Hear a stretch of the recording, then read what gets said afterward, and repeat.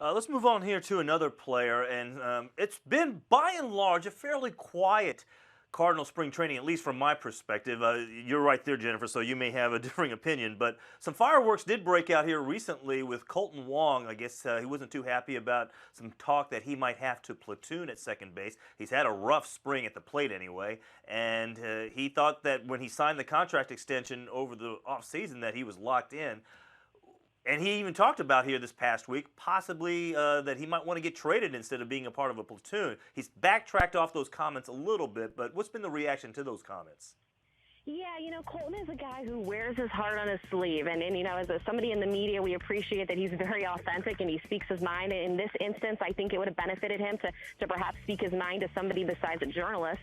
But yeah, Kolten Wong has, we saw last year that he didn't get the consistent playing time that he expected. But we go into the offseason, and the Cardinals made it very clear that they were committing to him largely because this is a team that wants to get more athletic and be better defensively. And Kolten Wong checks both of those boxes.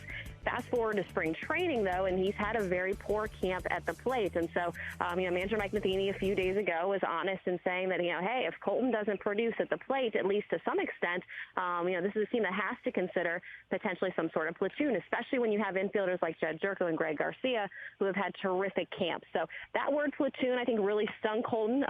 Again, he believing that the Cardinals were committed to playing him kind of regardless of what he did offensively. I still believe he's going to go into the season as the regular second baseman, everyday second baseman, but that leash is shortening. So, if he gets off to a very slow start and isn't able to pick it up as he hasn't been able to in spring, then we might see that playing time regress a little bit. So he did backtrack his comments. I know he had a conversation with the front office, the general manager, and the manager about those comments to try to get on the same page. And again, I think it was somewhat of an emotional outburst, but also some frustration for Kolten that the spring hasn't gone as he wanted it to, and perhaps that's causing the Cardinals to change their mind. Jenifer, what is the relationship like between Kolten Wong and the manager, Mike Matheny?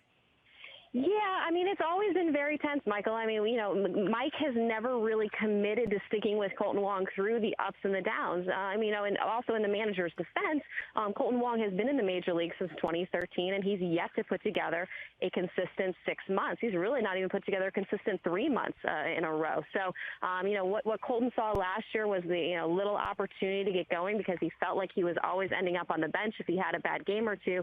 And so that has caused a little bit of friction there. And again, too, I think, Kolten's propensity to say what's on his mind and to wear his heart on his sleeve doesn't always sit well in the manager's office. They'd rather these guys stay on script for the most part, and that's just not Kolten. So this is a kid who is immensely talented. He's a very good defender and somebody that I believe could be right up there in the Gold Glove conversation if he could play a full season. But what he's going to have to figure out how to do is to put it together at the plate so he at least can be a serviceable hitter that gives the Cardinals enough reason to let his defense play and take what they can get at the plate.